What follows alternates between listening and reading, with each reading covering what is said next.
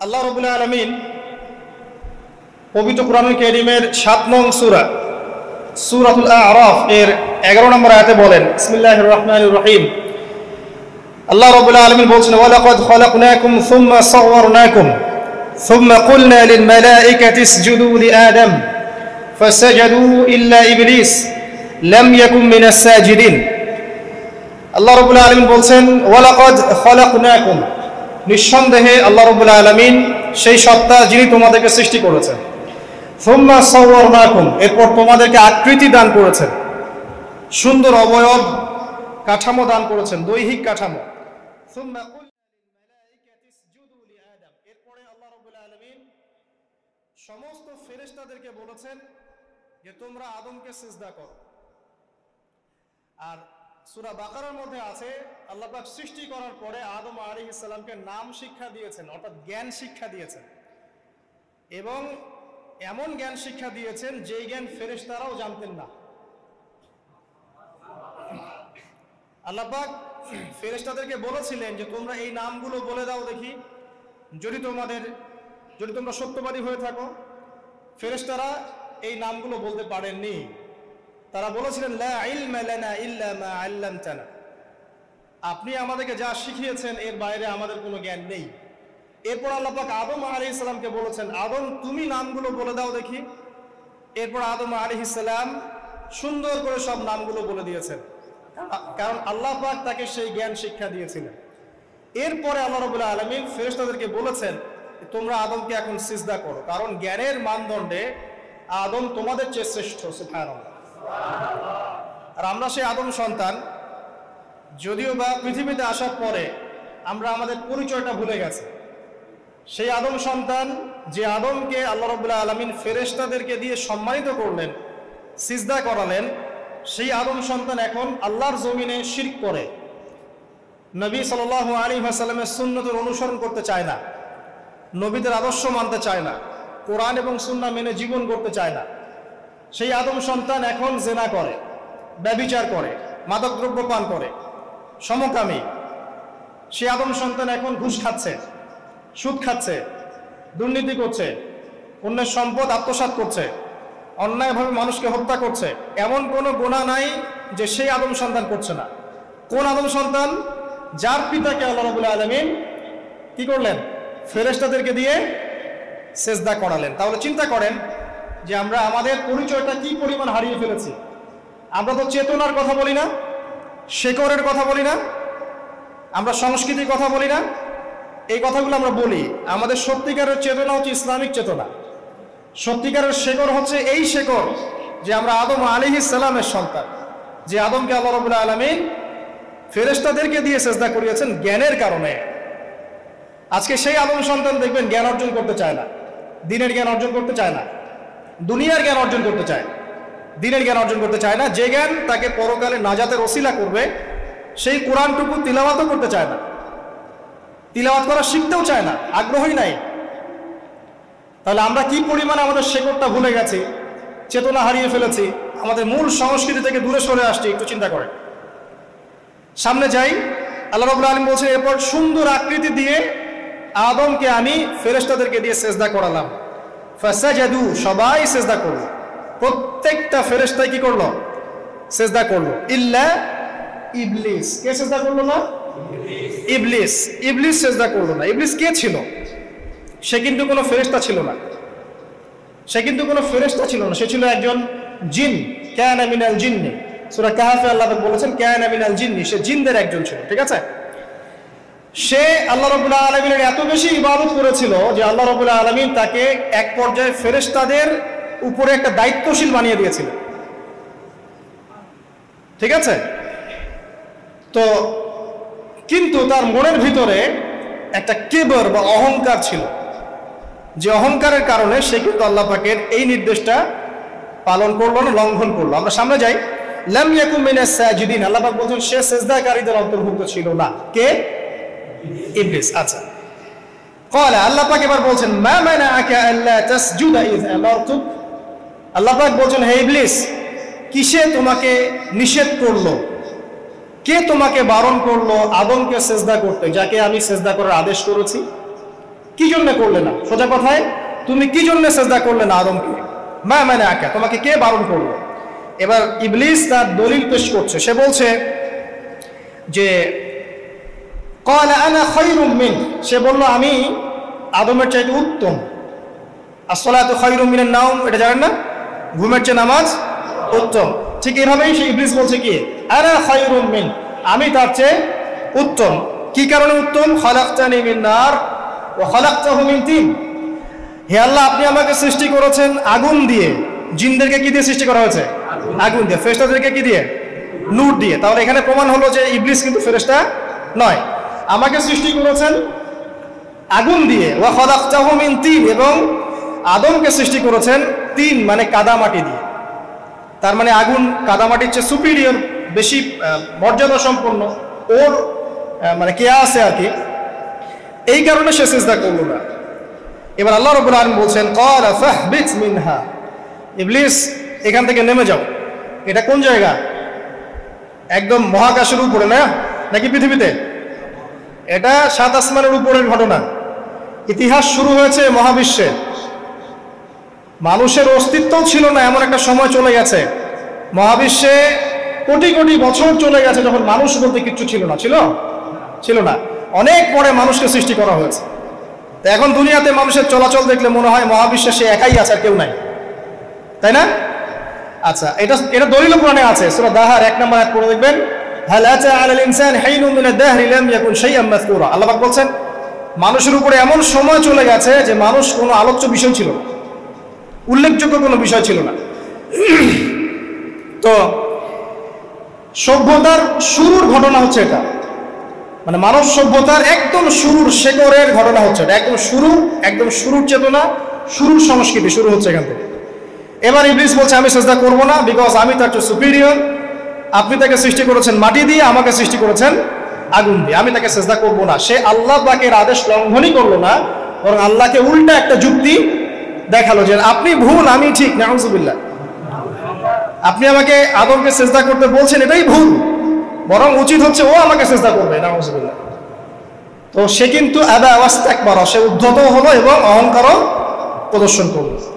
আল্লাহ পাক বলেন ক্বালা ফাহবিত মিনহা, এখন এখান থেকে নেমে যাও। এই জান্নাতি বলেন আর ওই ঊর্ধ্ব জগতই বলেন, সেখান থেকে তোমরা নেমে যাও, তুমি নেমে যাও।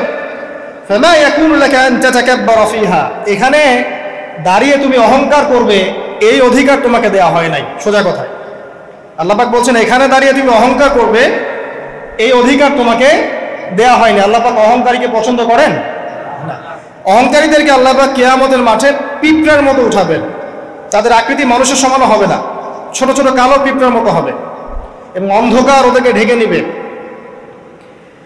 তো আমাদের মনে যাদের অহংকার আছে, আল্লাহর রাস্তা অহংকার ছেড়ে দেই। অহংকার ইলমেরও থাকতে পারে, একজনের অনেক বড় ইলমি ডিগ্রি সার্টিফিকেট আছে, অমুক ফারেক তমুক ফারেক, অমুক মুহাদ্দিস অমুক মুফাসসির, ডাবল ডিগ্রি, এটার অহংকার থাকতে পারে, ঠিক আছে। আবার অনেকের টাকা পয়সার অহংকার থাকে, অনেকের ক্ষমতার অহংকার থাকে, আবার এখনকার মেয়েদের সৌন্দর্যের অহংকার থাকে, থাকে না? এক এক মানুষের এক একটা অহংকার। অহংকারের ডেফিনেশনটা কি? একজন সাহাবী নবী সাল্লাল্লাহু আলাইহি ওয়াসাল্লামকে বলছেন, ইয়া রাসূলুল্লাহ, আমি পছন্দ করি আমার গায়ের পোশাকটা সুন্দর হোক, আমার জুতা সুন্দর হোক, ঠিক আছে, আমার সুগন্ধি ভালো হোক, দামি হোক। এটা কি অহংকারের পরিচয়? নবী সাল্লাল্লাহু আলাইহি ওয়াসাল্লাম বলছেন না, এটা অহংকারের পরিচয় নয়।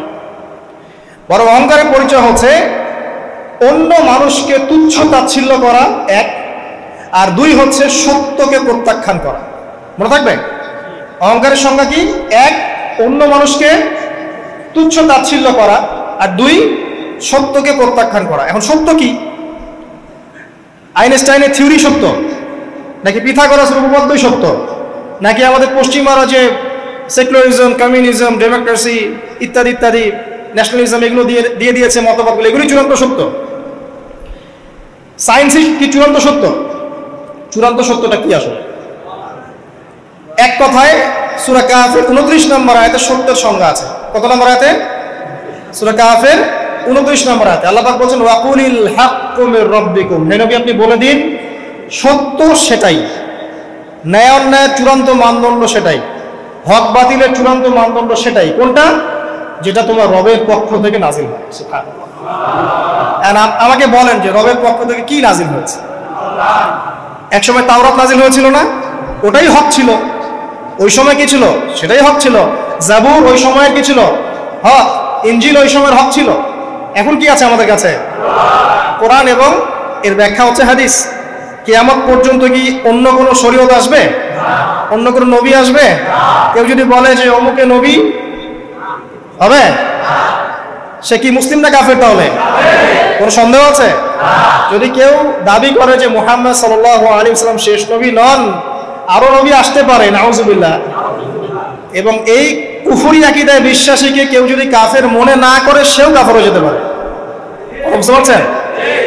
আসেন, তো অহংকারের সংজ্ঞাটা আমরা জেনে নিলাম যে সত্যকে প্রত্যাখ্যান করা, আল্লাহর ওহীকে প্রত্যাখ্যান করা, মানে কোরআন এবং সুন্নাহ থেকে সরে আসা, এটাকে মিথ্যা মনে করা, বা অন্য কোনো মতবাদকে কোরআন সুন্নাহর সমকক্ষ মনে করলেও কুফরি হয়ে যাবে। এরকম মনে করে অন্য একটা মতদর্শ, একটা দর্শন, একটা ফিলোসফিক্যাল থট বা একটা স্কুল অফ থট কোরআন সুন্নাহর চেয়ে ভালো নয় কিন্তু কোরআন সুন্নাহর সমমানের, এটাও যদি কেউ মনে করে, কাফের। কথা কি বুঝতে পারছেন? এটা হচ্ছে অ্যাবসলিউট ট্রুথ, মানে এটা সত্যের একদম সর্বোচ্চ স্টেজ, এর উপরে আর কিছু নাই। ভুলে গেছিলেন ভাই? আচ্ছা, এবার আসেন, আমরা অহংকারের সংজ্ঞা জানলাম, সত্যের সংজ্ঞাও জানলাম। এখানে ইবলিস কি করছে? সে অহংকার প্রদর্শন করছে। সে আল্লাহকে বলছে আপনি ভুল, আমি ঠিক। আদমকে সে তুচ্ছ তাচ্ছিল্য করলো এবং সত্যকে প্রত্যাখ্যান করলো, দুটোই কিন্তু ইবলিস করলো এখানে।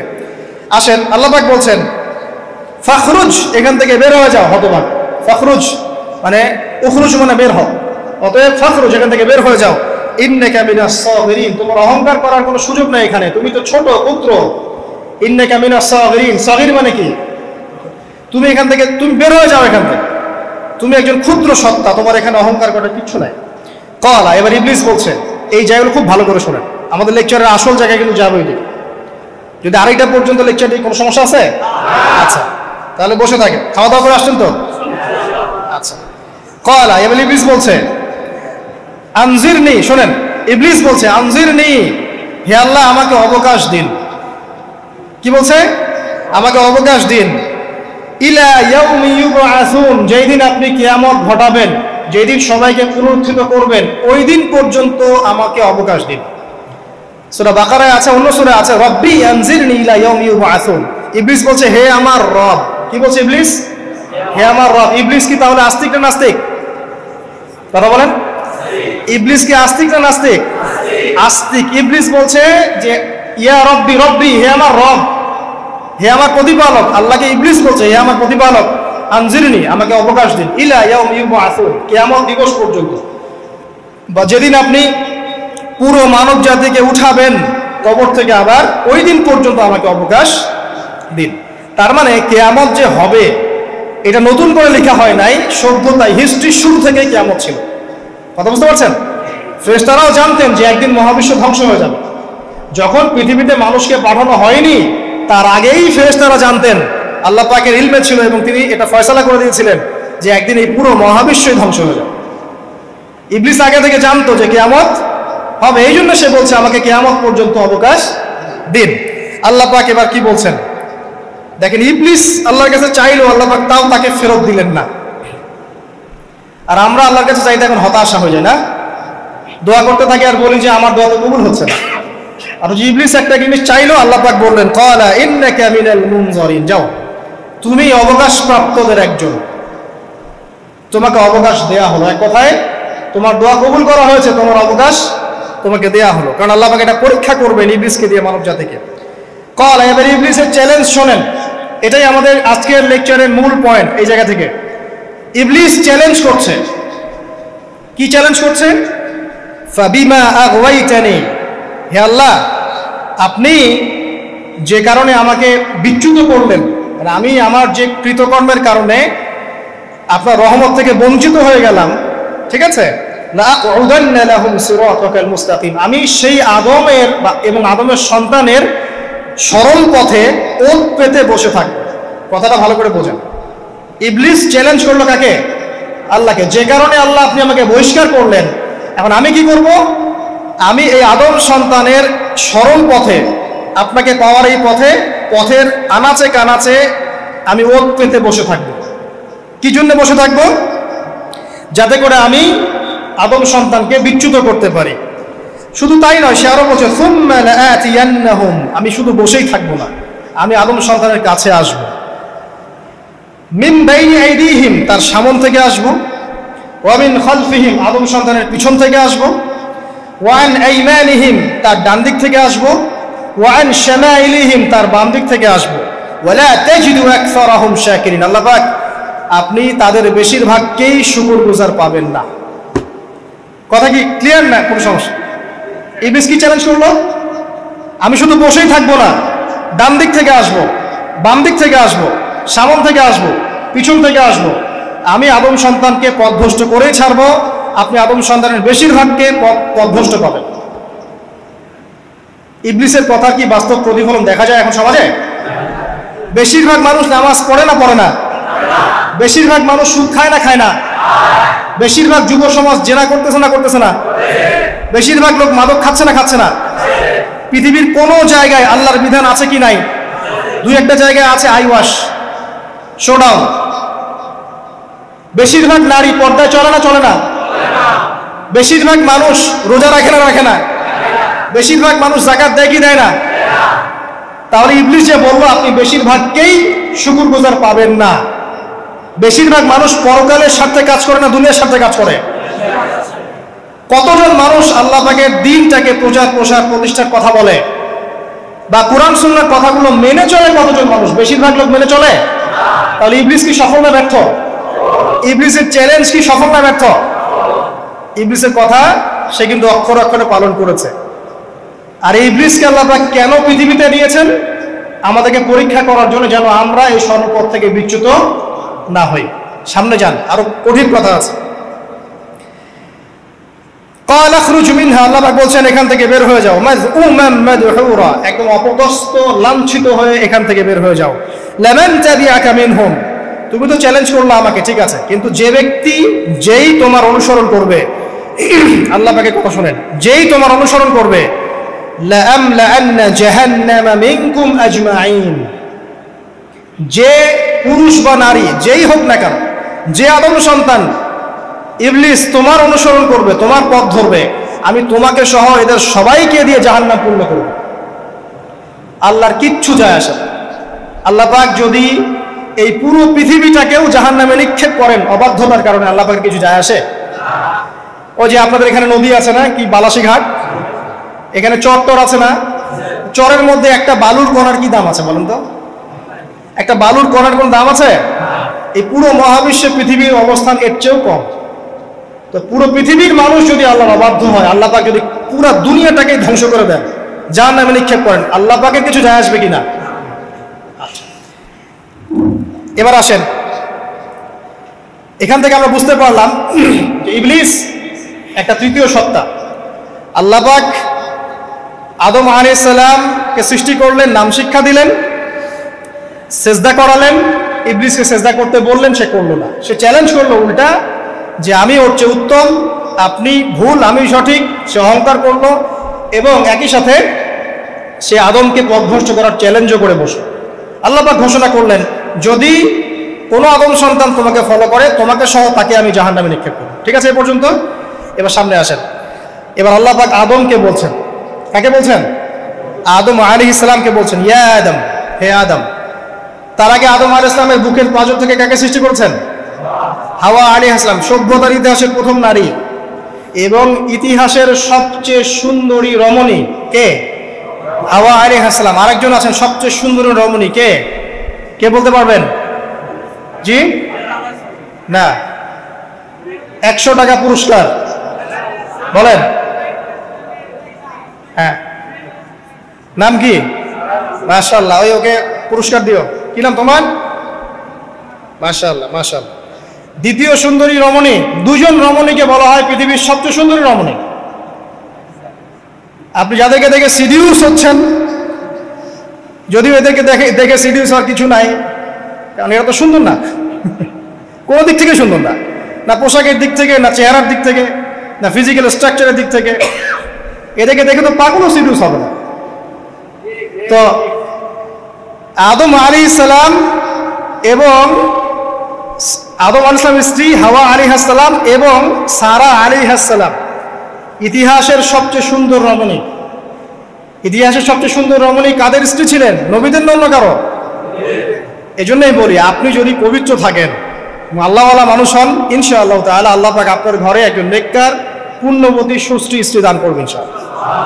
আপনি যদি এইসব অশ্লীলতার গোলক ধাঁধায় পড়ে নিজের ঈমান হারিয়ে ফেলেন, চরিত্র হারিয়ে ফেলেন, সম্ভাবনা খুবই কম যে আপনি একজন দিনদার মেয়ে পাবেন। বরং আপনি এমন কাউকেই পেতে পারেন যে আপনার মতোই, ঠিক আছে? দেখবেন যে আপনি 10 ঘাটের পানি খেয়ে আসছেন, ও দেখবেন 12 ঘাটের পানি খেয়ে আসছে। আল্লাহ পাক আমাদের যুব সমাজকে হেফাজত করুন, আমিন। আল্লাহ পাক এবার আদম আলাইহিস সালামকে বলছেন, ইয়া আদম, হে আদম, উসকুন আনতা ওয়া যাওজুকাল জান্নাহ। আদম শোনো, তুমি এবং তোমার স্ত্রী দুইজন এখন জান্নাতে থাকো। কোথায় থাকো? জান্নাতে থাকো। ওয়া কুলা মিন হাইসু শি'তুমা, যেখানে ইচ্ছা সেখান থেকে খাবার খাও। জান্নাতের নাজ নেয়ামতের কথা তো আপনারা শুনেছেন অনেক, আমি ওইগুলো বলতে যাচ্ছি না, সময় চলে যাবে। যা ইচ্ছা তাই পাবেন সেখানে, যা ইচ্ছা তাই। এমন একটা জায়গা যেটা কখনো কোনো চোখ দেখে নাই, কোনো কান শোনেও নাই।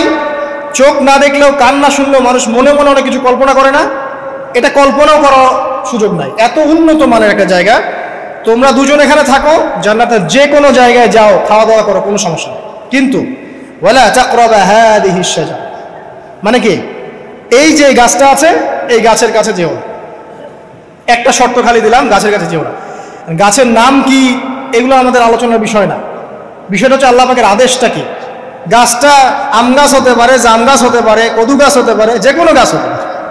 এটা নিয়ে আমাদের কোনো মাথা ব্যথা নাই। মাথা ব্যথা হচ্ছে আল্লাহ পাকের আদেশ, এই গাছের কাছে যেও না, বাস যেও না। আচ্ছা, ফাতাকুনা মিনাজ জালিমিন, যদি চলে যাও তোমরা দুজন এখানে, তাহলে তোমরা দুজন কিন্তু জালেম হয়ে যাবে। আল্লাহ পাকের হুকুম অবাধ্য করলে মানুষ কি হয়ে যায়? জালেম হয়। এই জন্য আমরা দোয়ায় বলি, আল্লাহুম্মা ইন্নী যালামতু নাফসি, বলি না? হে আল্লাহ, আমি আমার নফসের উপর জুলুম করেছি। রব্বানা যালামনা আনফুসানা, বলি না? আল্লাহ, আমরা আমাদের উপর জুলুম করেছি। তো আমরা যখন পাপ করি মানে আমরা জুলুম করে ফেলেছি। তো তোমরা দুজন এই গাছের কাছে যেও না, যদি যাও তাহলে জুলুম করে ফেলবে এবং জালেম হয়ে যাবে। এবার ইবলিস তো আর বসে নাই, সে তো চ্যালেঞ্জ করেছে, করে নাই? আচ্ছা, এবার ইবলিস কি করছে? ফাওয়াসওয়াসা লাহুমাশ শাইতান, এবং ইবলিস এবার এদের দুজনকে ওয়াসওয়াসা প্রদান করতে শুরু করলো। ইবলিস কি করলো? ওয়াসওয়াসা প্রদান করতে শুরু করলো। ওয়াসওয়াসাটা এমন ছিল যে, হাল আদুল্লুকা আলা শাজারাতিল খুলদি ওয়া মুলকিন লা ইয়াবলা। ইবলিস এসে আদম এবং হাওয়া আলাইহিস সালাম তাদেরকে উস্কে দিতে লাগলো যে, আমি কি তোমাদেরকে এমন কোনো গাছের কথা বলবো যেই গাছের ফল খেলে তোমরা চিরস্থায়ী হয়ে যাবে, কখনো মরবে না, এবং এমন রাজত্ব পাবে যে রাজত্বের কোনো ক্ষয় নাই। ইবলিসের টোপটা কি দেখলেন? চিরস্থায়িত্বের টোপ এবং কিসের টোপ? রাজত্বের টোপ। এটা সূরা তাহার মধ্যে আছে। অন্য সূরায় আছে যে, আমি কি বলে দিব এমন গাছের কথা যেই গাছের ফল খেলে তোমরা ফেরেশতা হয়ে যাবে, কখনো মরবে না। তাহলে চিরস্থায়িত্বের টোপ এবং এই যে কিসের? রাজত্বের এই যে টোপ, এই দুইটা হচ্ছে মানুষকে আল্লাহর পথ থেকে ডিসিভ করার একটা মানদণ্ড। কথা বুঝতে পারছেন? এই পৃথিবীতে যত মানুষ পথভ্রষ্ট হয়ে গেছে জন্য হয়েছে অনেকেই, আর অনেকে চিরস্থায়িত্বের জন্য হয়েছে। ফেরাউন নমরুদ চিরস্থায়িত্বের লোভে পড়ে পথভ্রষ্ট হয়নি? আর ওই সময় থেকে শুরু করে এখনকার বিশ্বে যারা ক্ষমতাধর, এরা কি ক্ষমতার দাপটে পথভ্রষ্ট হচ্ছে না? এই দুটো হচ্ছে মানুষকে পথভ্রষ্ট করার মাধ্যম। ইবলিস খুব ভালো করেই জানতো। একটা কথা বলি নাই, যখন আদম আলাইহিস সালামকে তৈরি করে রাখা হয়েছে, সৃষ্টি করে রাখা হয়েছে, ইবলিস এর চারপাশে রাউন্ড দিচ্ছিল, তাওয়াফ করছিল, তাওয়াফ। এবং মানব শরীরের এবং মানব মস্তিষ্কের, মনের, মননের দুর্বল পয়েন্টগুলো সে ফাইন্ড আউট করছিল। কারণ সে কিন্তু অনেক জ্ঞানী ছিল, সে কিন্তু প্রচণ্ড জ্ঞানী ছিল, এবং এখনও কিন্তু সে প্রচণ্ড জ্ঞানী, এবং তার অভিজ্ঞতা ঝুলি এখন অনেক বেশি, তাই না? ওর বয়স হয়ে গেছে না, এখন প্রচুর বয়স। তো তাওয়াফ করে করে সে মানুষের দুর্বল জায়গাগুলো ফাইন্ড আউট করেছে। একটা হচ্ছে পেট, একটা প্রবৃত্তি, একটা হচ্ছে নারীর প্রতি আসক্তি, ঠিক আছে, একটা ক্ষমতার লোভ, একটা চিরস্থায়িত্বের লোভ। এগুলো হচ্ছে মানুষের দুর্বল জায়গা। ইবলিস এগুলো ফাইন্ড আউট করে ওইভাবে চাল দিয়েছে। কথা বুঝতে পারছেন? একটু খেয়াল করে দেখেন, এখনকার বিশ্বে যত অন্যায় হচ্ছে, ম্যাক্সিমাম পাপ হচ্ছে পেটের কারণে। পেট। সুদ খায় কেন? পেটের কারণে। ঘুষ খায় কেন? পেটের কারণে। ইভেন যে এখন জেনা করছে, ওদেরকে তো এখন যৌনকর্মী বলতে হয়, তাই না? সম্মান দিয়ে কথা বলতে হয়। তো যৌনকর্মী যারা, তারাও দেখবেন পেটের কারণেই করছে। পেটের কারণে। তারপর দেখবেন মানুষের সম্পদ আত্মসাৎ, ওই যে ছেলে মেয়ে বাল বাচ্চার জন্য। পেট মানে মূল জিনিসটা কি? পেট। এবং চিরস্থায়িত্ব, ক্ষমতার দাপট আর প্রবৃত্তির দাসত্ব, এগুলো হচ্ছে মানুষের সবচেয়ে দুর্বল পয়েন্ট। দেখবেন ম্যাক্সিমাম পাপ হচ্ছে মেয়েদের কারণে। মেয়েদের কারণে না, মেয়ের পিছনে। মেয়ের পিছনে আপনি চলে গেছেন, এখানে আত্মহত্যা করছে কেউ, কেউ এখানে আপনার জেনা করছে, কেউ ধর্ষণ করছে, কেউ পরকে লিপ্ত হচ্ছে, মানে মেয়েরই কোনো পাপ। ওই যে বলে না, দুইটা পাপ যাকে পেয়ে গেছে তার লাইফটা ক্র্যাশড। একটা হচ্ছে মেয়ে, একটা হচ্ছে টাকা। অর্থ সম্পদের লালসা যার মধ্যে পেয়ে বসেছে, এর জীবন শেষ। আর যার মেয়ের নেশা আছে, মেয়ের নেশা যার মধ্যে আছে, এর জীবন শেষ। একে আপনি হেদায়েতের পথে আনতে পারবেন না ইল্লা মাশা আল্লাহ, আল্লাহ পাক যদি না চান। আসেন, ইবলিস তাওয়াফ করছিল এবং সে কিন্তু টোপ দিল, চিরস্থায়িত্বের টোপ দিল। এবং কিসের টোপ দিল? ফেরেশতা হয়ে যাবে, অমর হয়ে যাবে। এবার আমাদের পিতামাতা আদম এবং হাওয়া আলাইহিস সালাম তারা কিন্তু ফল খেয়ে ফেললেন। আর এটা এমন নয় একবার ওয়াসওয়াসা দিয়েছে বাস খেয়ে ফেলেছেন, এমন নয়। কন্টিনিউয়াসলি সেই কাজটা করেছে। একটা মানুষ যখন জেনা করে, ইবলিস কি একবার এসে বললেই কেউ জেনা করে ফেলে? আস্তে আস্তে কিন্তু মানুষ জেনার পথে যায়। ওই যে প্রথমে একদিন, অনেক দিন একটা লেকচার দিয়েছিলাম না, প্রথমে গার্লফ্রেন্ড বয়ফ্রেন্ড একটা সম্পর্ক হয়, তাই না? তারপর কথাবার্তা হয়, মোবাইল ফোন এক্সচেঞ্জ করে, নোট এক্সচেঞ্জ করে, কফি খায়, আস্তে আস্তে ডেটিংয়ে যায়, পরে দেখবেন এক পর্যায়ে গিয়ে জেনায়। এভাবে। আর যারা ধর্ষক, এতে ডাইরেক্ট অ্যাকশন, এত সময় নাই, ডাইরেক্ট। তো ইবলিস প্রতিটা পাপ মানুষকে ধাপে ধাপে করায়। দেখবেন ইবলিস এখানেও কিন্তু আমাদের পিতামাতাকে ধাপে ধাপে ওইদিকে নিয়ে গিয়েছে। এবার আসেন, আমাদের পিতামাতা ফল খেয়ে ফেললেন, এই জায়গাটা খুব ভালো করে বোঝেন। এই ফল খাওয়াটা আল্লাহর অবাধ্যতা না। আল্লাহ বলেছিলেন না যে জালেম হয়ে যাবে, আল্লাহ পাকের অবাধ্য হলেন। অবাধ্যতার ফলাফলটা কি হলো এবার শোনেন। আমরা সবাই জানি অবাধ্যতার ফলাফল কি, আল্লাহ পাক জান্নাত থেকে নামিয়ে দিয়েছেন, তাই তো? এর আগে আরেকটা ফলাফল হয়েছে। এই ফলাফলের সাথে আমাদের বর্তমান সময়কার যে ইস্যুটা চলছে, পোশাক, নারী, সংস্কৃতি, হাবিজাবি, হ্যাঁ, বেহায়াপনা, বেলাল্লাপনা, এই ইস্যুটা এখানে জড়িত। এটা আমারও বুঝতে এবং খুঁজে পেতে সময় লেগেছে। আমরা সবাই পড়েছি স্টুডেন্ট লাইফে, আদম এবং হাওয়া আলাইহিস সালাম আদেশ লঙ্ঘন করেছেন, সাথে সাথে আল্লাহ পাক জান্নাত থেকে কি করেছেন? নামিয়ে দিয়েছেন। ইবলিসকেও নামিয়ে দিয়েছেন, তারপরে হায়াত দিয়েছেন, এখানে পরীক্ষা করছেন, এই তো। এখানে আল্লাহ পাক দেখবেন আমাদের আমল কেমন, আমল ভালো হলে আবার জান্নাতে, খারাপ হলে আবার জাহান্নাম। কিন্তু এর আগেও একটা ঘটনা ঘটেছে। যে মুহূর্তে আমাদের পিতামাতা ফল খেয়েছেন গাছের কাছে গিয়েছেন, আল্লাহ পাকের আদেশটা লঙ্ঘন করেছেন, সাথে সাথে তাদের গায়ের পোশাকটা খুলে পড়ে গেছে। আমি বুঝাতে পারি নাই? পুরো মহাবিশ্বের প্রথম লজ্জা, প্রথম অপমান, প্রথম শাস্তি, ঠিক আছে, আল্লাহর অবাধ্যতার প্রথম পরিণাম লজ্জা, মানে লজ্জাহীনভাবে গা থেকে কাপড় খসে পড়ে যাওয়া, ন্যাংটা হয়ে যাওয়া, ন্যাংটা। বাংলা ভাষায় বুঝতে পারছেন? প্রথম শাস্তি, প্রথম অবাধ্যতা এবং প্রথম অবাধ্যতার পরিণতি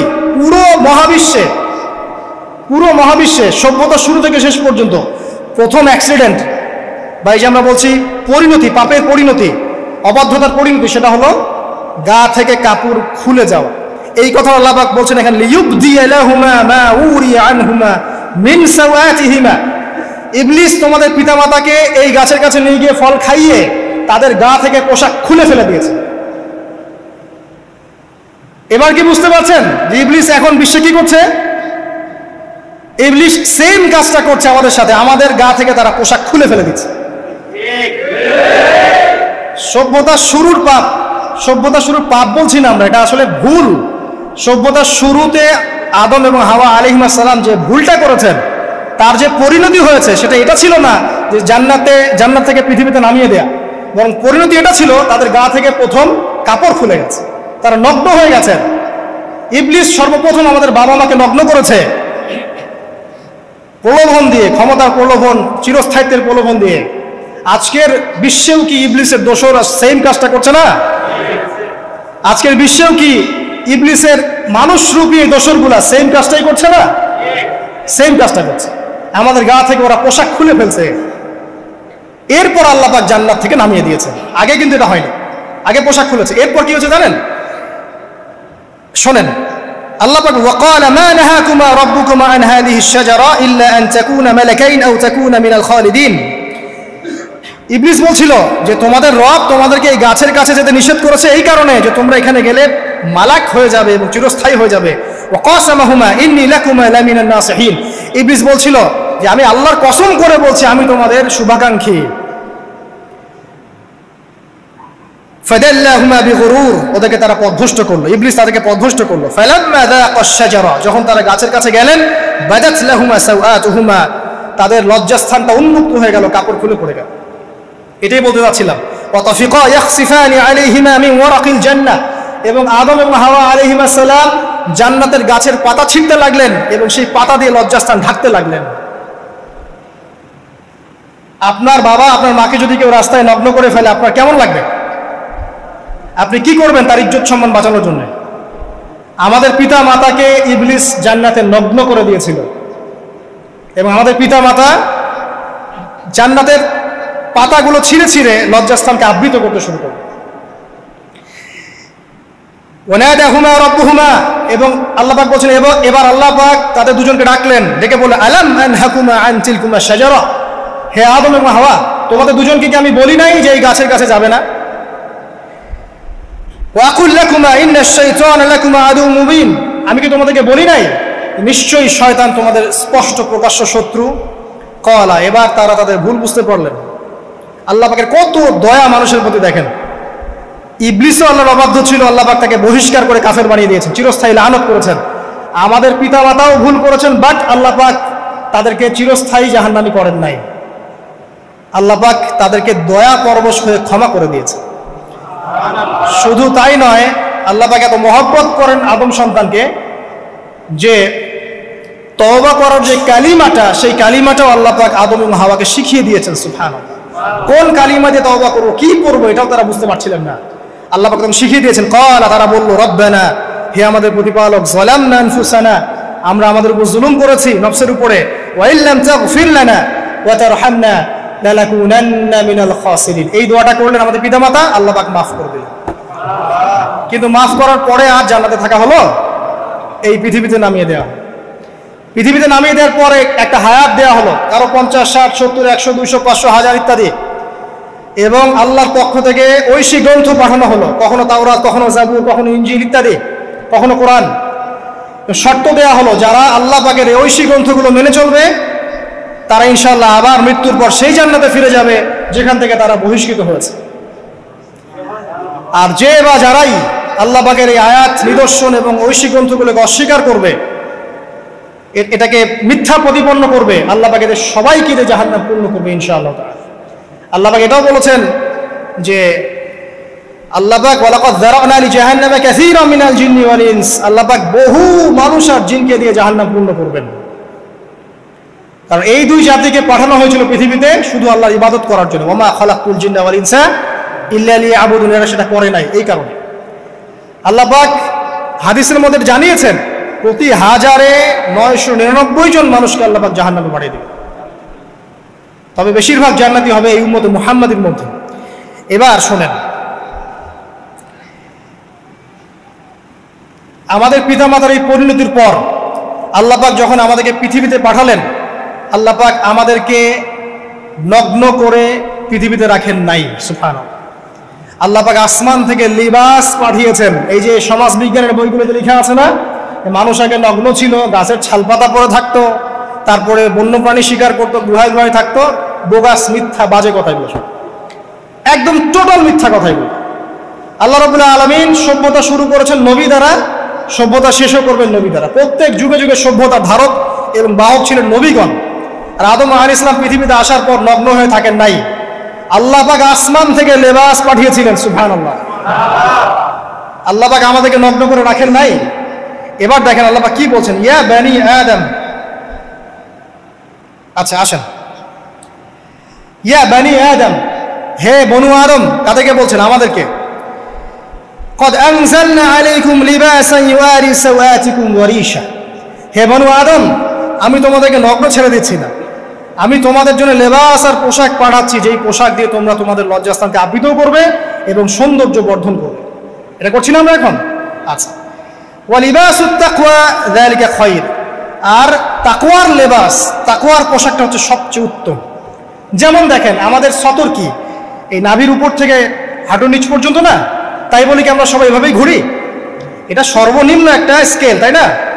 এর উপর আপনি জুব্বা পরছেন, পাগড়ি পরছেন, টুপি পরছেন, বা আপনি হয়তো আরো ঢিলেঢালা কোনো পোশাক পরছেন, এই পোশাকটাকে বলা হচ্ছে তাকওয়ার পোশাক। ওয়া লিবাসুত তাকওয়া যালিকা খায়র, এটা আরো উত্তম। একজন মেয়ে, অনেক আলেম বলছেন যে চোখ, এই চোখটুকু ঢেকে বের করে দেখা যাবে, বলছে না? অনেকে বলেছেন কিনা? কিন্তু এটাও যদি কেউ সামনে জিলবাব দিয়ে ঢেকে রাখে তাহলে কি উত্তম নয়? পর্দার ক্ষেত্রে উত্তম নয়? তো লিবাসুত তাকওয়া যালিকা খায়র, তাকওয়ার যে পোশাক সেটা আরো উত্তম বেশি। নরমালি তো পোশাক দিয়েছি, তাকওয়ার পোশাক সবচেয়ে উত্তম বেশি। আল্লাহ পাকের একটা সতর্কবাণী শোনেন এবার। যালিকা মিন আয়াতিল্লাহ, এই পোশাকটা আল্লাহ পাকের নিদর্শন। পোশাকটা কি? আল্লাহ পাকের নিদর্শন। লাআল্লাকুম ইয়াযাক্কারুন, যাতে করে তোমরা স্মরণ করতে পারো। কি স্মরণ করব? ওই যে আমাদের পিতামাতাকে নগ্ন করে দিয়েছে ইবলিস, এটা মনে রাখতে পারো তোমরা, এটা আল্লাহ পাকের নিদর্শন। ইয়া বানি আদম, হে বনু আদম, লা ইয়াফতিনান্নাকুমুশ শাইতান। এবার শোনেন, আল্লাহ পাক আমাদেরকে বলছেন, হে বনু আদম, লা ইয়াফতিনান্নাকুমুশ শাইতান, শয়তান যেন আবার তোমাদেরকে ফিতনায় ফেলতে না পারে। পৃথিবীতে তোমরা থাকবে, শয়তানের বহু দোসর তোমাদের সামনে থাকবে, ডানে বামে, যে ডান থেকে আসবে, বাম থেকে আসবে, হ্যাঁ, সামন পিছন থেকে আসবে, মিডিয়ার মধ্যে দিয়ে তোমাদের ঘরে ঘরে ঢুকে যাবে শয়তানের দোসর। লা ইয়াফতিনান্নাকুমুশ শাইতান, শয়তানের দোসররা যেন তোমাদেরকে ফিতনায় ফেলতে না পারে। কে বলছেন? আল্লাহ পাক বলছেন। কিরকম ফিতনা? কামা আখরাজা আবাওয়াইকুম মিনাল জান্নাহ, ঠিক যেভাবে শয়তান তোমাদের পিতা মাতাকে জান্নাত থেকে বের করে দিয়েছিল, ওই রকম ফিতনায় যেন ফেলতে না পারে। ঠিক আছে? ওয়ায়ানজিউ আনহুমা লিবাসাহুমা, এবং শয়তান তোমাদের পিতা মাতার লেবাস খুলে ফেলেছিল, নগ্ন করে দিয়েছিল, নগ্নতা, বেহায়াপনা, অশ্লীলতা শিখিয়েছিল, ওইদিকে ধাবিত করতে চেয়েছিল। শয়তানের দোসররা যেন এটা করতে তোমাদের সাথে না পারে, সতর্ক থাকবে। লিউরিয়াহুমা সাওআতিহিমা, যাতে করে তোমাদের লজ্জাস্থানটা উন্মুক্ত হয়ে যায়। ইন্নাহু ইয়ারাকুম, নিশ্চয় শয়তান তোমাদের সবাইকে দেখতে পায়। হুয়া ওয়া কাবিলুহু, সে এবং তার পুরো কবিলার লোকজন, মিন হাইসু লা তারাউনাহুম, এমন জায়গা থেকে যে জায়গা তোমরা দেখতে পারো। আর শয়তান এবং তার অনুসারী যারা আছে, হোক মানুষ আর জিন, তারা তোমাদেরকে দেখতে পারে এমন জায়গা থেকে যা তোমরা দেখো না। আমরা যারা এই বিশ্বে আছি, আমরা সবাই এখন খেলার পুতুলের মতো খেলছি। যারা নিয়ন্ত্রণ করে বিশ্ব, এদেরকে কেউ দেখতে পারে না, এরা মানুষ শয়তান। কথা বুঝতে পারছেন? আর এমনি জিন শয়তান যারা আছে, এদেরকে তো আমরা দেখতে পারি না, অনেক দূর থেকে তারা আমাদেরকে দেখতে পারে। আল্লাহ পাক সতর্ক করছেন এটা। ইন্না জাআলনা আশ-শায়াতিন আউলিয়া লিল্লাযিনা লা ইউমিনুন, শোনেন, নিশ্চয়ই যারা আমার প্রতি ঈমান আনে না বা আমার অবাধ্য হয়, আমার আদেশ মানে না, তাদের সাথে আমি শয়তানকে বন্ধু বানিয়ে দিয়েছি। এবার বুঝলেন কেন বললাম এরা মানুষ শয়তান? বিকজ এদেরকে আল্লাহ পাক শয়তানের বন্ধু বানিয়ে দিয়েছেন, এটা শয়তানের বন্ধু। অন্য সূরায় আছে, শয়তান, জিন শয়তান মানুষ শয়তানকে ওহী করে। জিন শয়তান মানুষ শয়তানের মাথায় এসব বুদ্ধি ঢালে, এই শয়তানি বুদ্ধিগুলো শয়তান মানুষের মাথায় ঢালে। মানে মানুষ মাথাটা আগে সে রিড করেছে কাকে কোন দিক দিয়ে রিসিভ করা যাবে। ঠিক আছে?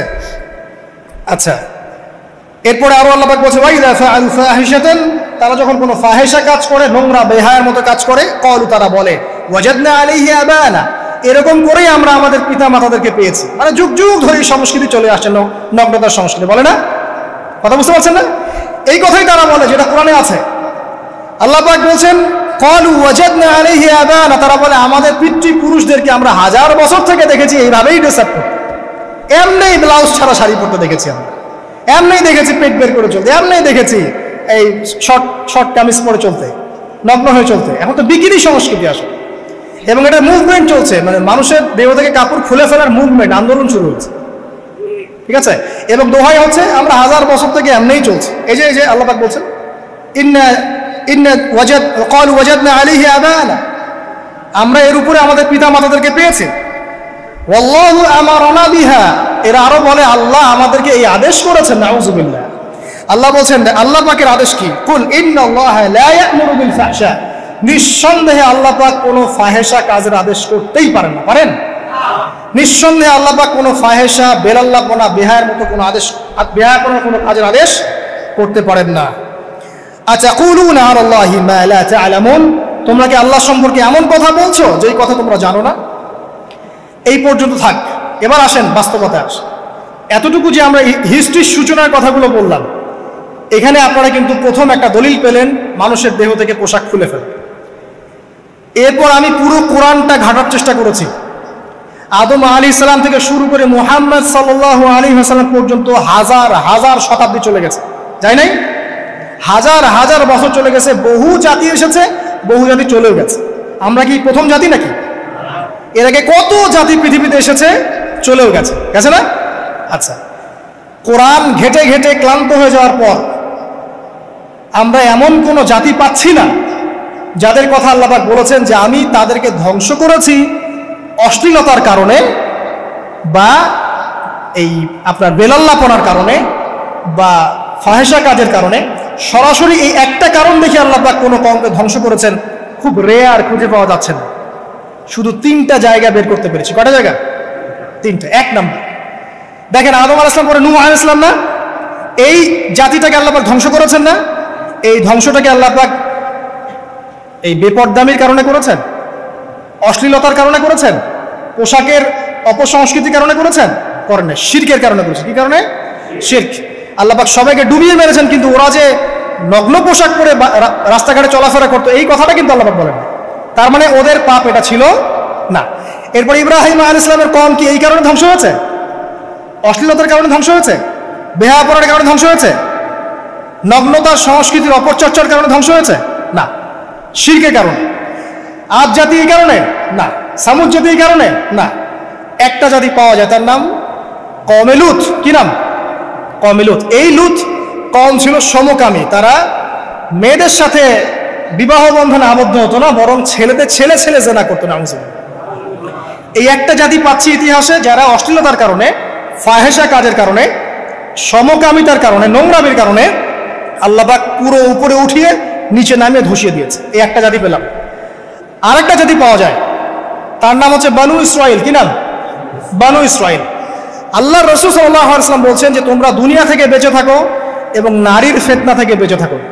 কারণ বানু ইসরাইল মানে মূসা আলাইহিস সালামের যে কওম ছিল, এই কওমের মধ্যে প্রথম ফিতনা দেখা দিয়েছিল মেয়েদের ব্যাপারে। এই একটা পেলাম যে মেয়েদের কারণে, বেহায়াপনার কারণে, অশ্লীল পোশাকের কারণে, নগ্নতার কারণে একটা সভ্যতাকে আল্লাহ পাক শাস্তি দিয়েছে। 2টা পাওয়া গেল, ঠিক আছে? 1 2, একটা লূত, একটা হচ্ছে বানু ইসরাইল, ঠিক আছে?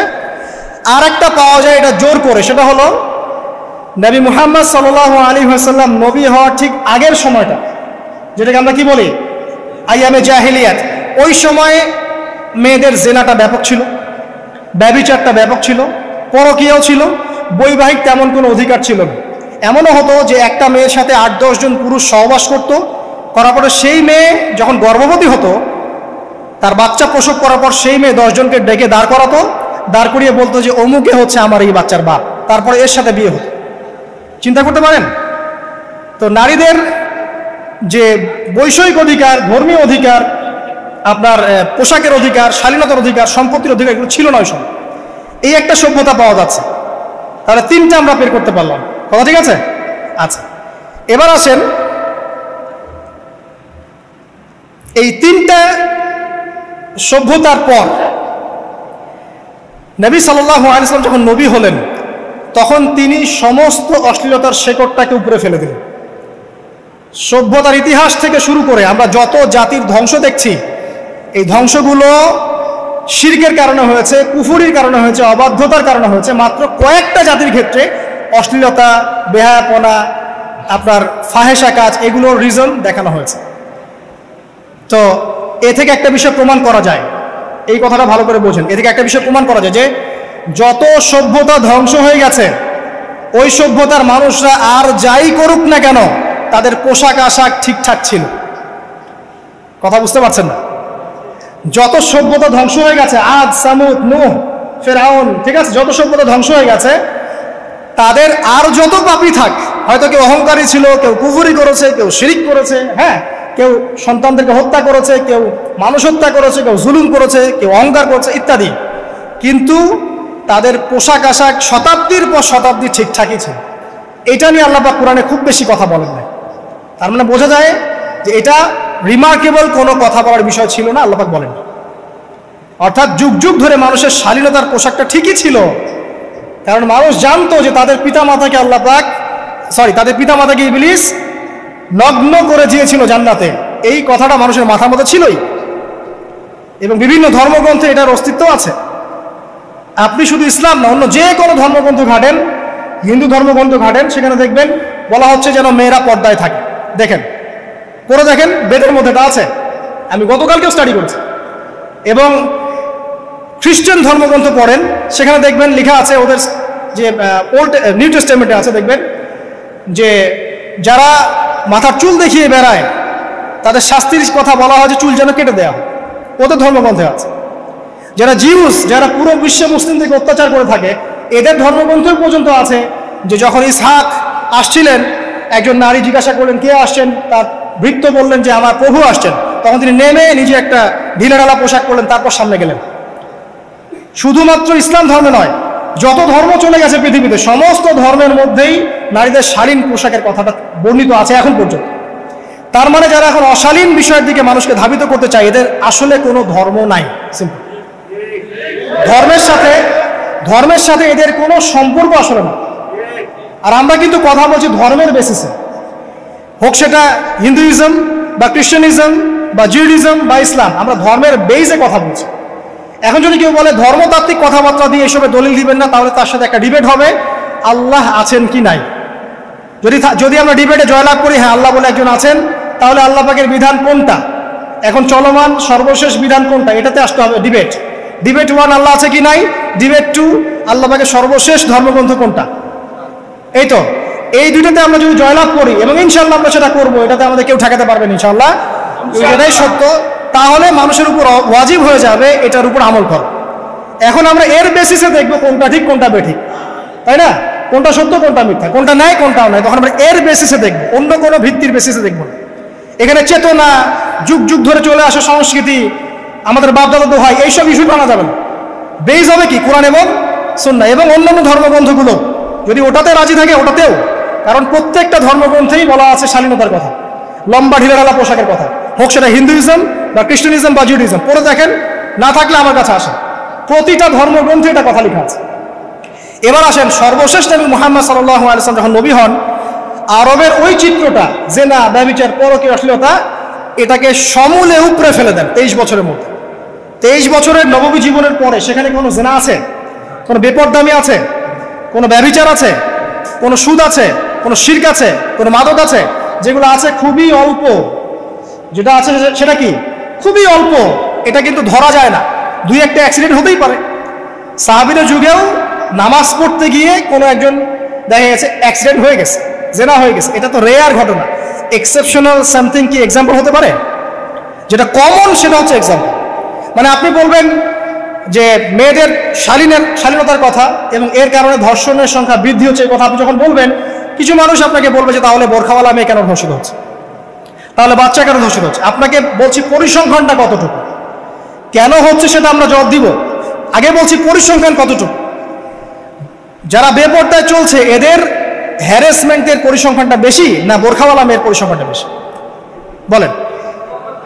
যারা বেহায়ার মতো চলছে, বেপর্দায় চলছে, এদের পরিসংখ্যানটা বেশি নাকি শিশু অ্যাবিউজিং এর পরিসংখ্যানটা বেশি? তাহলে মূল যে জায়গাটা ওইখানে আগে ফোকাস করতে হবে, তারপরে আমরা গৌণ জায়গায় যাব।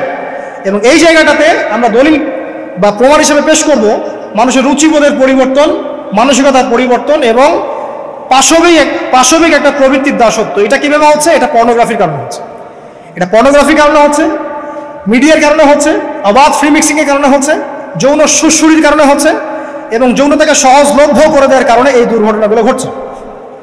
আচ্ছা, আগে আমি আমার পয়েন্টে আসি। নবী সাল্লাল্লাহু আলাইহি ওয়াসাল্লাম যখন এটার শিকড়টা উপরে ফেলে দিলেন, তখন কিন্তু মক্কা, মদিনা, পুরো জাজিরাতুল আরবে আর কোনো বেহায়াপনার কোনো শিকড় থাকলো না। আল্লাহ পাক কিভাবে এটা করলেন? পুরো হিস্ট্রির ইতিহাস টেনে দিয়ে আল্লাহ পাক কয়েকটা আদেশ নাজিল করলেন। সেই আদেশটা কোরআন এবং সুন্নাহে আছে। আল্লাহ পাক প্রথমে ছেলেদেরকে বললেন, শোনো, সূরা নূর 30 নম্বর আয়াত, আল্লাহ পাক ছেলেদেরকে বললেন, তোমরা তোমাদের চোখ নিচু রাখো, এটা আমাদের দায়িত্ব। প্রত্যেকটা ছেলের দায়িত্ব বেগানা মেয়েকে দেখলে চোখটা কি করবে? নিচু করবে। সিম্পল। তাহলে আপনি সিডিউসড হবেন, এক কথায়। 2 নাম্বার, আল্লাহ পাক আমাদেরকে বললেন তোমরা তোমাদের লজ্জাস্থানকে হেফাজত করো। কাদেরকে? আমাদেরকে, মানে ছেলেদেরকে। প্রথমে আল্লাহ পাক ছেলেদেরকে বললেন চোখ নিচু করে রাখো, লজ্জাস্থানে হেফাজত করো, ঠিক আছে। সূরা বানী ইসরাঈল আল্লাহ পাক বললেন জেনার ধারের কাছেও যেও না, ধারের কাছেও যেও না। আল্লাহ পাক আরো বললেন যদি কেউ জেনা করে ফেলে সূরা নূরে, তাহলে তাকে 100টা বেত্রাঘাত করতে হবে। কয়টা? 100টা, এবং 1 বছরের জন্য তাকে বহিষ্কার করতে হবে। আল্লাহ পাক শাস্তিও দিলেন, শুধু তাত্ত্বিক বিধান দেন নাই, শাস্তিও দিয়েছেন। কারণ শুধু তাত্ত্বিক বিধান দিয়ে হবে? আমি যদি ওয়াজ করে বেড়াই ভাই মদ খায়েন না, মদ খায়েন না, কোনো শাস্তি না অ্যাপ্লাই করি, তাহলে কি মদ ছাড়বে মানুষ? আমি যদি বলি হত্যা করা মহাপাপ, মহাপাপ, দুর্নীতি করা মহাপাপ, মানুষ দুর্নীতি ছাড়বে? ছাড়বে না, যতক্ষণ না শাস্তি নিশ্চিত করা যাচ্ছে। আল্লাহ পাক তাত্ত্বিক কথা শুধু বললেন না, শাস্তিও নিশ্চিত করলেন।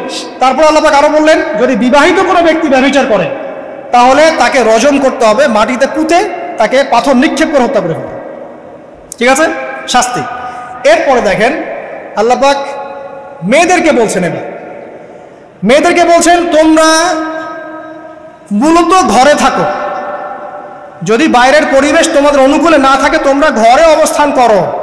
ওয়াকারনা ফি বুয়ুতিকুন্না ওয়ালা তাবাররুজনা তাবাররুজাল জাহিলিয়াতিল উলা, তোমরা মূলত ঘরে থাকো। জাহিলি যুগে মেয়েরা যেভাবে নিজেদেরকে প্রদর্শন করে বেড়াতো এই কাজটা তোমরা করো না। যদি করো তাহলে সমাজে বেহায়াপনা ফায়েশা বেড়ে যাবে, তোমরা নিজেরাই ক্ষতিগ্রস্ত হবে, যেটা ওরা হচ্ছে এখন। আচ্ছা, এরপর আল্লাহ পাক আরো বললেন হে নবী আপনি আপনার স্ত্রী এবং মুমিন নারীদেরকে বলেন তারা যদি বাহিরে যায় যেন জিলবাব দিয়ে তাদের পুরো বক্ষদেশটাকে ঢেকে নেয়। তাহলে পোশাকের সংস্কৃতির শেকড় কোত্থেকে শিখবো? আমি কোত্থেকে শিখবো? আল্লাহ পাক কর্তৃক নাজিলকৃত সর্বশেষ ঐশী গ্রন্থ থেকে শিখবো নাকি? যে বইয়ের মধ্যে কোনো ভুল নাই সেটাই তো আমার শেখার মাধ্যম হবে নাকি? নাকি যে দর্শনে 1000টা ভুল সেটা শিখবো আমি? আল্লাহ পাক এখানে বলছেন মুমিন নারীদেরকে বলো বাইরে গেলে পরে তারা যেন জিলবাব দিয়ে কাপড় দিয়ে সুন্দর করে বক্ষদেশ এবং ঢেকে রাখে। বোরখার কথা এখানে নাই শব্দে, ঠিক আছে, ঢেকে রাখা ঢিলে ঢালা পোশাকের কথা এসেছে। আচ্ছা আসেন, আল্লাহ পাক আরো বললেন যে তোমরা অমুক অমুক অমুক অমুক, যেমন আপনার বাবা, আপনার ভাই, আপনার এই যে সন্তান, এই যে মাহারাম যারা আছে এদের সামনে ছাড়া অন্যদের সামনে যখনই যাবে তোমরা কিন্তু হিজাব অবলম্বন। তা আল্লাহ পাক হিজাবের বিধান দিলেন, চক্ষু নিচু করতে বললেন, লজ্জাস্থানের হেফাজত করতে বললেন, এবং যদি এর পরেও কেউ ভুল করে ফেলে তাহলে আল্লাহ পাক শাস্তির কথা বললেন। আল্লাহ পাকের সিস্টেমটা সুন্দর হলো না? এই সিস্টেমটা নবী সাল্লাল্লাহু আলাইহি ওয়াসাল্লাম অ্যাপ্লাই করলেন, সমাজ থেকে সমস্ত জেনা ব্যভিচারের ভিত্তি উঠে চলে গেল। সুবহানাল্লাহ বলবেন না? এটা হলো অবস্থা। তারপর দেখেন আল্লাহ রাব্বুল আলামিন শুধু পর্দার কথা বলেই ক্ষান্ত হলেন না, কারণ একটা বিধান দিলেই মানুষের সবকিছু সলভ হবে না। আল্লাহ পাক এর পাশাপাশি আমাদেরকে 5 ওয়াক্ত নামাজ পড়তে বললেন, ঠিক আছে, নামাজ পড়লে মানুষ ভালো হবে, নৈতিকতা শিখবে, আল্লাহর সাথে ক্লোজ সম্পর্ক হবে। আল্লাহ পাক কোরআন তেলাওয়াত করতে বললেন, ঠিক আছে, কোরআন মেনে চলতে বললেন। আল্লাহ পাক আমাদেরকে আল্লাহর জিকির করতে বললেন, নবীর সুন্নাহ মতো চলতে বললেন। আল্লাহ রাব্বুল আলামিন আমাদেরকে আল্লাহর যত অবাধ্যতা আছে, কি সমস্যা? হ্যাঁ আচ্ছা যেতে দাও। আমি যেটা বলতে চাচ্ছি যে আল্লাহ পাক শুধু পর্দার কথাগুলো বলেই একটা বিধান দিয়ে শেষ করে দিলেন না, কারণ শুধুমাত্র হিজাবের সাথেই পুরো সোসাইটির সমস্যাগুলো জড়িত না, এখানে আরো অনেক বিষয় আছে। যদি আপনি নৈতিকতা না শেখেন একটা বোরখাওয়ালা মেয়েকে আপনি টিস করতে পারেন, ঠিক আছে। যদি আপনার মধ্যে আল্লাহর ভয় তাকওয়া না থাকে আপনি কিন্তু একটা বাচ্চাকেও ধর্ষণ করতে পারেন, সুযোগ পেলে আপনি করে ফেলবেন। আপনার মধ্যে আল্লাহর ভয় না থাকলে আপনি কিন্তু গোপনে জেনা করতে পারেন বা পর্ন দেখতে পারেন। তাই আল্লাহ পাক শুধু হিজাবের বিধানটা দিয়েই ক্ষান্ত হলেন না, আল্লাহ পাক আনুষঙ্গিক আরো অনেক কথা বললেন যে তোমরা পবিত্র হও, বেশি বেশি আল্লাহর জিকির করো, 5 ওয়াক্ত সালাত নামাজে পড়ো, কোরআন তেলাওয়াত করো, নবীর সুন্নাহ মেনে চলো, দ্বীনি কাজে ব্যস্ত থাকো, সৎ কাজের আদেশ করো, অসৎ কাজে নিষেধ করো। মানে এই সবগুলো কাজ যখন একসাথে হবে আপনার মনটা কি হবে? পবিত্র হবে, আপনার মনের মধ্যে আল্লাহর নূর চলে আসবে। আপনার মনে আল্লাহর নূর চলে আসবে, তখন এইসব অন্ধকার বা এই যে জাহিলিয়াতগুলো আপনার কাছে ভালো লাগবে না। যখন আপনার ইন্টারনাল যে সোলটা আছে এটা যখন এনলাইটমেন্ট হবে আল্লাহর নূর দিয়ে, তখন আপনার কাছে এসব হারাম প্রিমিক্সিং, হারাম পরকিয়া, আপনার জেনা, আপনার ব্যভিচার, পর্ন, এগুলো বিভীষিকাময় মনে হবে, আপনার কাছে ভালো লাগবে না। আল্লাহ পাক অন্তর জগৎটা পরিবর্তন করার জন্য আমাদেরকে এই সিস্টেমগুলো দিলেন। শুধু হিজাবই করবে not this is not necessary, এর সাথে আরো অনেক বিষয় থাকবে, নামাজ, রোজা, হজ, যাকাত, হ্যাঁ, হজ, উমরা, তাসকিয়া, জিকির, আজকার, কোরআন তেলাওয়াত, আমর বিল মারুফ, নাহি আনিল মুনকার সব একত্রিত হবে, আবার হিজাবও চলবে। এরপরে যদি কেউ সীমা লঙ্ঘন করে শাস্তিও আছে। পুরো সিস্টেমটা সুন্দর না? এই সিস্টেমটা যখন আল্লাহ পাক তার রাসূল মুহাম্মদ সাল্লাল্লাহু আলাইহি ওয়াসাল্লামের মাধ্যমে লঞ্চ করলেন আরবের মধ্যে, আরবে না কোনো জেনা থাকলো, না কোনো ব্যভিচার, না কোনো মাদক, না কোনো পর্ন, না কোনো এই যে নারীর অবমাননা, কিছুই থাকলো। একটা মেয়ে 300 মাইল দূর থেকে এসে একা হজ করে চলে যায়, তো কেউ তার দিকে তাকাতো না। এমন যুগ চলে গেছে। মহিলা সাহাবী রণকৌশল মানে যুদ্ধের বর্ণ পরে উহুদে যুদ্ধ করেছেন, কেউ তার দিকে তাকায়নি। তাকিয়েছে? তাকায়নি। এখন ওই যুগটা আপনি দেখেন, রাসূল সাল্লাল্লাহু আলাইহি ওয়াসাল্লামের যুগ, আবু বকর সিদ্দিক, ওমর ইবনুল খাত্তাব, ওসমান আলী, এই খুলাফায়ে রাশিদার স্বর্ণযুগটাকে আপনি দেখেন। ওই যুগে আপনি রেপের হার কত পার্সেন্ট মহিলা রেপ হয়েছে? ওই যুগে কত পার্সেন্ট মেয়ে জেনায় লিপ্ত হয়েছে? ওই যুগে কত পার্সেন্ট ছেলে মেয়ে ধর্ষণ করেছে? ওই যুগে কত পার্সেন্ট নারীর শ্লীলতাহানি হয়েছে? কত পার্সেন্ট নারীকে টিজ করা হয়েছে? কত পার্সেন্ট মেয়েকে মার্ডার করা হয়েছে? কত পার্সেন্ট মেয়েকে যৌতুকের জন্য চাপ দেওয়া হয়েছে? একটু পরিসংখ্যানটা দেখেন আমাদেরকে। সভ্যতা করতে লাফাচ্ছেন। ওই সভ্যতায় যা হয়ে গেছে, নবী সাল্লাল্লাহু আলাইহি ওয়াসাল্লাম থেকে শুরু করে খোলাফায়ে রাশিদিন যা হয়েছে, এই পার্সেন্টেজগুলোর সাথে বর্তমান পার্সেন্টেজকে মিলান, মিলবে? ওই যুগে রেয়ার জেনা 2-1টা হয়েছে। মদ খেয়েছে মানুষ রেয়ার কয়েকজন, মানুষ ব্যভিচার করেছে রেয়ারলি 2-4 জন, 100 বছরে 2-4 জন। ওই যুগে দেখবেন মানুষ পরকীয়ার নামই জানতো না, সমকামীতে কি জিনিস মানুষ জানতোই না, শর্ট পোশাক, বিকিনি সংস্কৃতি কি মানুষ জানতো না, ঠিক আছে? আনকভার ইউ, এই যে মুভমেন্ট চলছে, এগুলোর মানে কি মানুষ জানতো না। জানতো? ওই যুগে কি মুসলিমরা পিছিয়ে ছিল? জ্ঞান বলেন, বিজ্ঞান বলেন, অর্থনীতি বলেন, রাজনীতি বলেন, সমরনীতি বলেন, অস্ত্রশস্ত্র বলেন, কোন সেক্টরে কি মুসলিমরা তখন পিছিয়ে ছিল কিনা? উত্তর দেন। পিছিয়ে ছিল? ছিল না। তাহলে স্বর্ণযুগ আমরা কোনটাকে বলবো? এই বর্তমান দাজ্জালীয় সভ্যতাকে স্বর্ণযুগ বলবো, নাকি খোলাফায়ে রাশিদার এবং নবী সাল্লাল্লাহু আলাইহি ওয়াসাল্লাম রেখে যাওয়া যুগটাকে স্বর্ণযুগ বলবো? তাহলে ওই যুগ যদি স্বর্ণযুগ হয়, তাহলে ওই যুগের সুন্নাহ এ যুগে অ্যাপ্লাই করতে হবে না? তাহলে ওই যুগের সমস্যা যেমন দূর হয়েছে, এই যুগের সমস্যা দূর হবে না? এই সহজ বাংলা কথাটা বললে কি আমরা মৌলবাদী হয়ে যাব? এই সহজ বাংলা কথা বুঝতে গিয়ে কি আমি ধর্মান্ধ হয়ে যাব, ব্যাকডেটেড হয়ে যাব? এই কথাটা আমরা বলতে এখন সাহস পাই না। কি কারণ? সভ্যতার ইতিহাস ঘেটে দেখেন, ওই সভ্যতাই ছিল জ্ঞানে, শিল্পে, অস্ত্রে, প্রযুক্তিতে, অর্থনীতিতে মুসলিমরা একদম স্বর্ণ শিখরে। কোনো একজন মুসলিমকে হত্যা করার কেউ সাহস করেছিল? একজন মুসলিম নারীকে ধর্ষণ করার কেউ সাহস করেছে? একজন মুসলিম শিশুকে কেউ বোম মেরে হত্যা করেছিল? আজকে বিশ্বের দিকে আপনি তাকিয়ে দেখেন, শত শত নারী ধর্ষিত হচ্ছে, শত শত বোমা মেরে আমাদের বাচ্চাদেরকে হত্যা করা হচ্ছে, মুসলিমদেরকে পুরো ডমিনেট করা হচ্ছে। আজকে রাজনৈতিক নিয়ন্ত্রণ, অর্থনৈতিক নিয়ন্ত্রণ, পলিটিক্যাল, আপনার সোশ্যাল মিডিয়া, প্রযুক্তি যা যা আছে সব নিয়ন্ত্রণ পশ্চিমাদের হাতে, সমস্ত নিয়ন্ত্রণের হাতে। এই যে পালাবদল হলো সময়ে, এটা কেন হলো? বিকজ 1 নাম্বার ইস্যু হচ্ছে আমরা কোরআন এবং সুন্নাহ থেকে দূরে সরে আসছি। 2 নাম্বার, আমরা শয়তানের সেই ধোঁকায় পড়ে গেছে, যে ধোঁকা থেকে আমরা বেরোতে পারিনি। আল্লাহ পাক সতর্ক থাকতে বলেছিলেন। 3 নাম্বার, আমরা ইলম চর্চা ছেড়ে দিয়েছি। 4 নাম্বার, হক কথা বলাও ছেড়ে দিয়েছে। 5 নাম্বার, সৎ কাজের আদেশ, অসৎ কাজের নিষেধ ঠিকঠাক মতো হচ্ছে না। 6 নাম্বার, দেখেন আমরা জানি যারা আমল ঠিক মতো করছি না। 7 নাম্বার, আমরা বকধার্মিক হয়েছে, বকধার্মিক, খালি নামাজ, রোজা, হজ, যাকাত আর তাসবিহর মধ্যে ইসলাম, বাকি কোনো জায়গায় ইসলাম নাই, কোনো জায়গায় ইসলাম নাই। সমস্যা এগুলা দেখবেন, পরিবারের কাঠামো ভেঙে আছে। আমরা কোরআন সুন্নাহকে হাতে নিয়ে ওয়ার্ল্ডকে চ্যালেঞ্জ করতে পারি নাই, ডিল করতে পারি নাই। এবং পশ্চিমা এবং অন্যান্য সভ্যতার যে নোংরা মতাদর্শগুলো আছে, এগুলোকে ঢালাওভাবে আমরা গ্রহণ করেছি এবং আস্তে আস্তে আস্তে আস্তে পুরো মুসলিম বিশ্বে এগুলো ছড়িয়ে গেছে। এখন আপনি পেপার পত্রিকা খুললে দেখবেন 4টা 5টা 10টা ধর্ষণ, এই মেয়ে রেপ, এই মেয়ে ডাকাতি, ওইখানে হত্যা, এখানে যৌতুক, এখানে অমুক তমুক, সুদ, ঘুষ, জেনা, ব্যভিচার, নিত্য নৈমিত্তিক ব্যাপার।